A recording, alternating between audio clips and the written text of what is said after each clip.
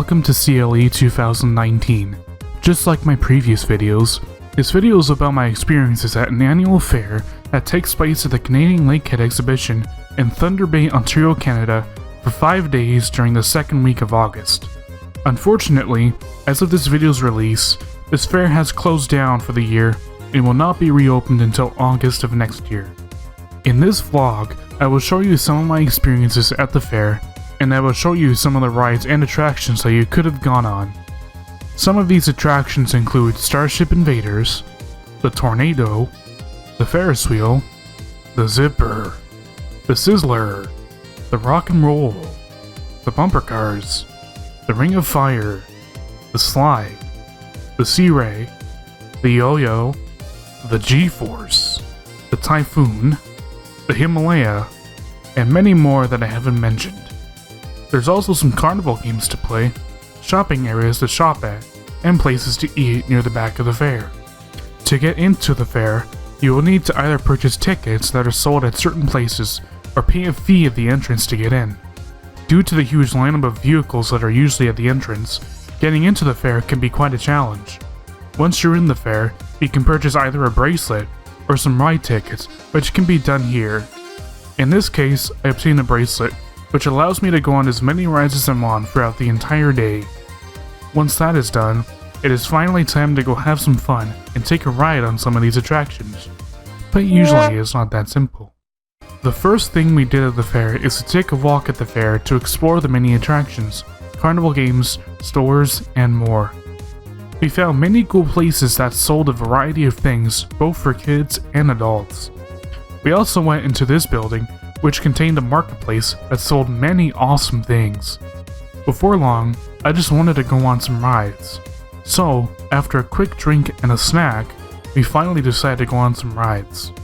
Again, just like my previous videos, I will be showing you both a third-person and first-person perspective of what it's like on some of these rides. And for some of these rides, there will be daytime and nighttime shots.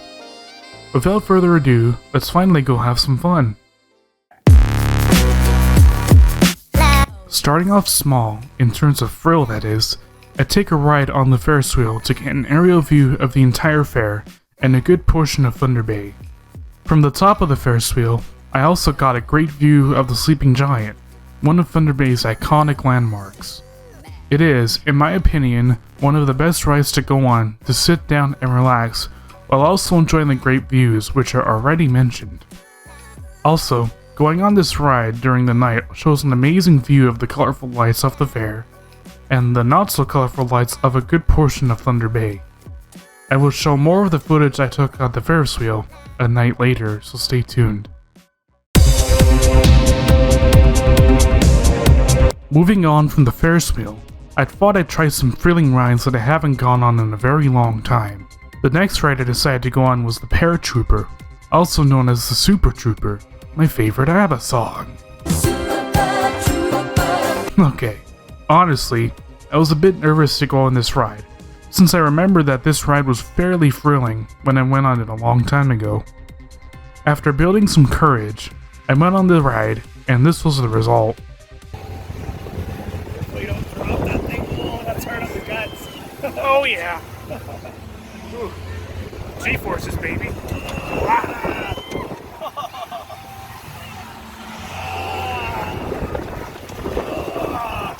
Yeah, this thing's fast. I can barely hold it on the ups. Oh, drop your phone. Okay, I'm holding this on for its dear life. Goodness. That ride was quite crazy when it came to the G-forces. I had to tightly grasp my phone so that it would not fall out of my hands. So I was not able to move it around and show alternate angles, just like on the Ferris Wheel. But other than that, I somewhat enjoyed it. After that ride, my inner courage still remains, and I decided to try another ride that I haven't gone on in a long time, the Yo-Yo. When I went on the ride, I was also a bit nervous because of the limited safety on the ride. The only thing that prevented me from falling off the swing was a metal piece that was loosely attached to the chains and to the seat with a strap along with handles either side. I also didn't realize that there are constant accelerations and decelerations on this ride. It was quite a challenge to hold on to this ride and record at the same time, but I managed to do it.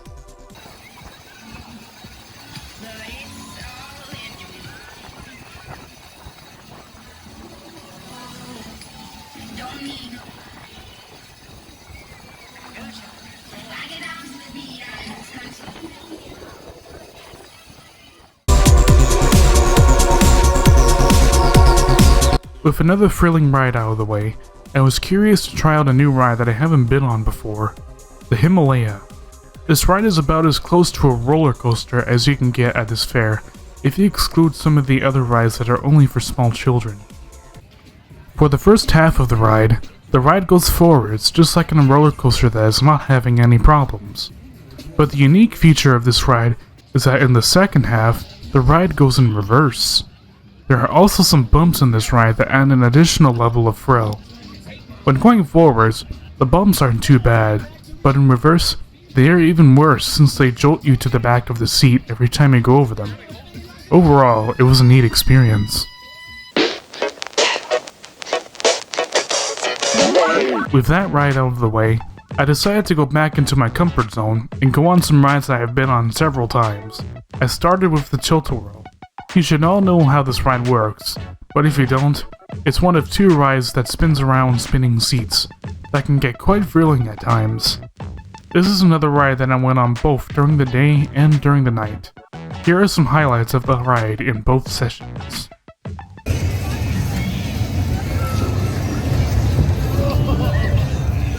you go, nice one to start.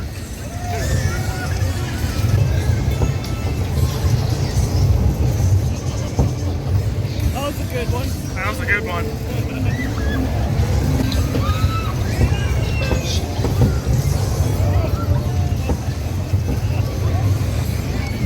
Yeah, that was a good one. That was good. Right beside the egg. Yep.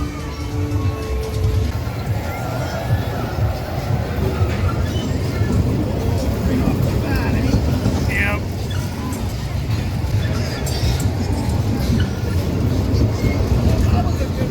Yeah. Nice. Nice one right there. Here we go.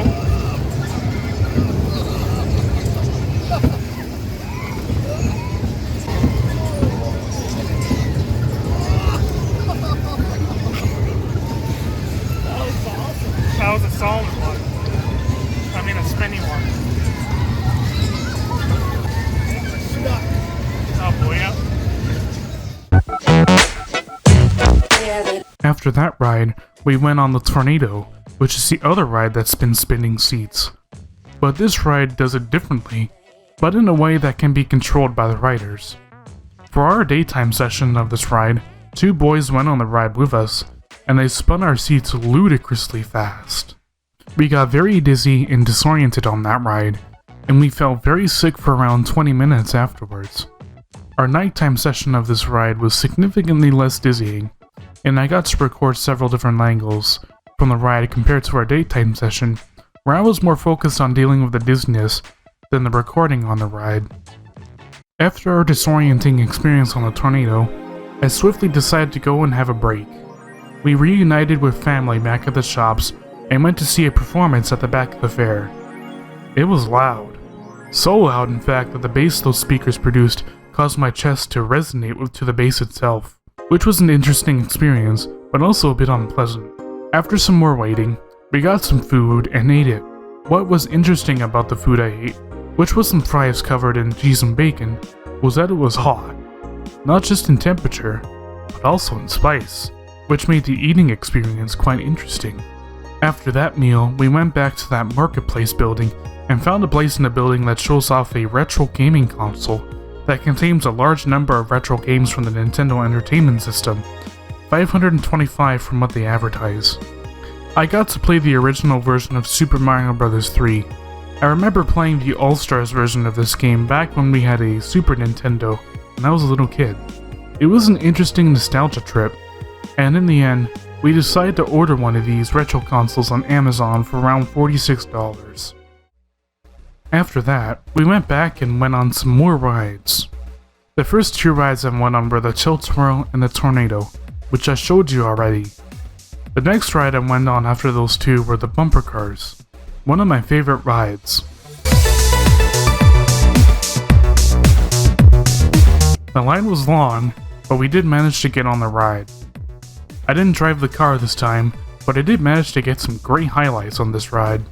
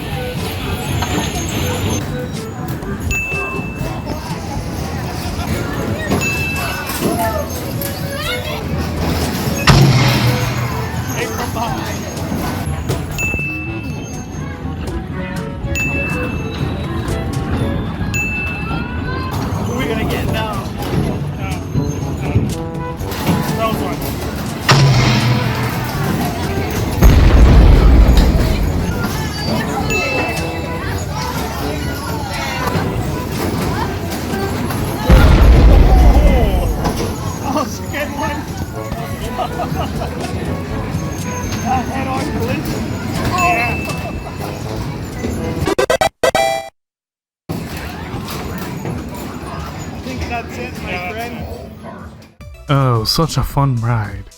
To end our adventure at the C.L.E., we went on the Ferris Wheel one last time to capture some incredible views of this fair at night.